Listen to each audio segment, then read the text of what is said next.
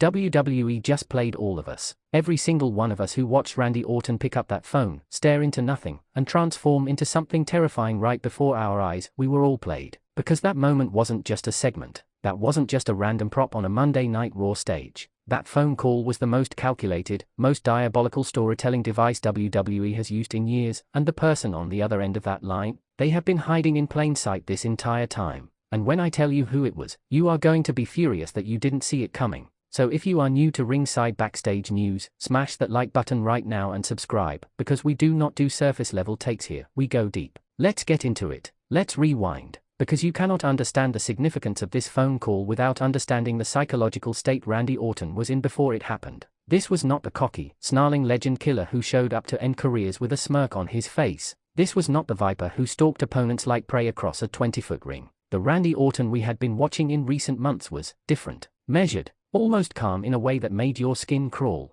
He had been playing the long game, methodical, deliberate, surgical in how he dismantled opponents. And then that phone call happened. And every single wall he had built around himself cracked in an instant. That reaction, the way his jaw tightened, the way his eyes went completely blank before something dark flooded back into them, that was not acting. WWE's cameras caught something raw in that moment. Randy Orton looked like a man who had just been reminded of something he spent years trying to forget. Which means the person on the other end of that phone is not just anyone. They are not a new character introduced to push a storyline. This is someone from Randy Orton's past. Someone with leverage. Someone who knows exactly which nerve to press to turn the most dangerous man in WWE into an absolute monster. Randy Orton holds the record for being the youngest world heavyweight champion in WWE history. How old was he when he won that title, and who did he defeat to win it? Now let's talk about the short list of people who have that kind of power over Randy Orton. Because we need to think about this logically. Who, in Randy Orton's entire career, has gotten so deeply under his skin that a single voice on a phone could shatter his composure?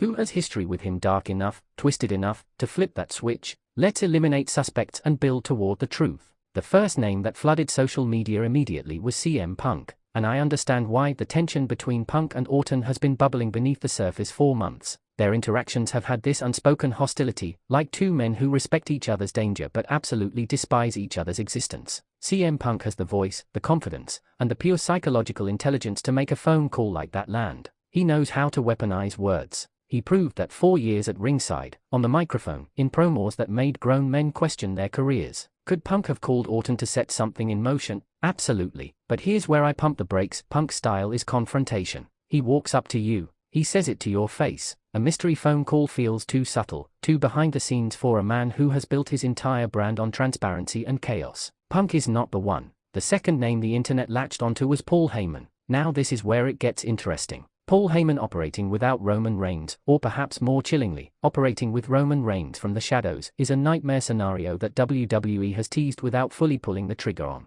Heyman has been orbiting the edges of multiple storylines, whispering in ears, planting seeds. And Heyman absolutely has dirt on Randy Orton. There is institutional knowledge that a man who has been in WWE's inner circle as long as Heyman has, he knows things. He knows the leverage points. He knows the history. A call from Paul Heyman could logically produce exactly the reaction we witnessed from Orton. But here is the problem with Heyman as the caller. Heyman serves a master. And whoever gave Heyman the green light to make that call is the real story. Which brings us to the name that nobody wanted to say out loud, because saying it out loud means admitting that WWE just pulled off something gene-rational. Roman Reigns. The tribal chief. The head of the table. The man who was supposed to be gone, whose absence from the main event picture was supposed to signal a changing of the guard, a new era, a fresh landscape. Roman Reigns, who has been lurking at the periphery of WWE television with the patience of a predator who knows his prey is not going anywhere. Think about what a phone call from Roman Reigns means in the context of Randy Orton's psychology. These two men have history that goes back further and runs deeper than most fans remember.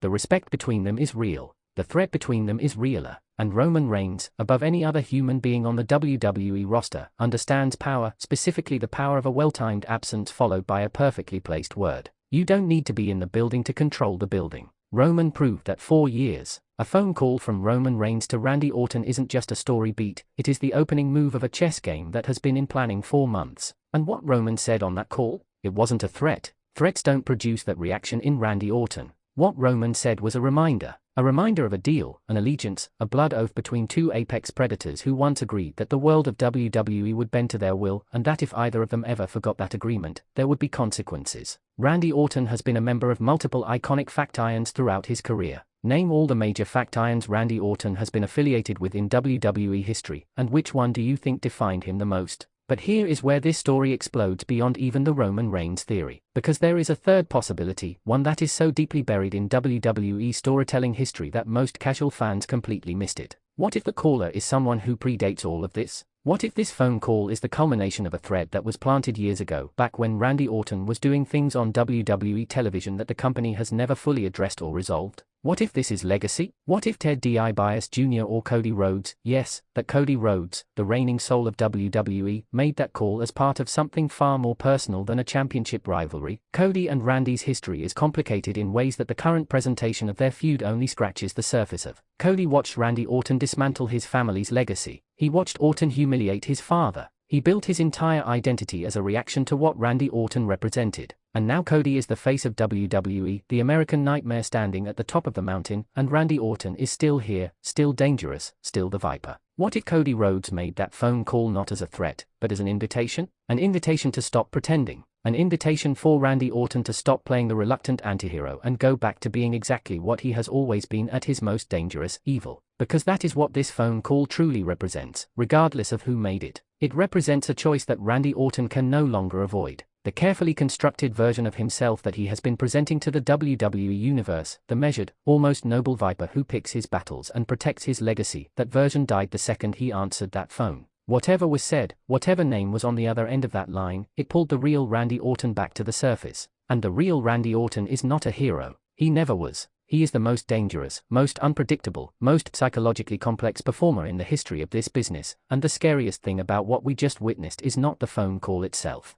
The scariest thing is that Randy Orton smiled. Not a smirk, not a nervous reaction, a full, slow, deliberate smile, the kind that means he was waiting for this. The kind that means whoever called him did not turn him into a monster. They simply gave him permission to stop pretending he wasn't one. WWE has set something in motion that cannot be undone. The Viper is fully awake. And every single person in that locker room, every champion, every contender, every faction, every legend, should be absolutely terrified. Because when Randy Orton stops holding himself back, careers end, legacies get dismantled, and the WWE Universe gets reminded why, for over 2 decades, there has been no one more dangerous between those ropes. The mystery caller gave Randy Orton back to us in his purest, most terrifying form. And honestly, I'm not sure we were ready. Let me know in the comments, who do you think was on that phone? And do you think Randy Orton as a full-blown monster is better for WWE right now than the measured version we've been getting? Drop your takes below, share this video with every WWE fan you know.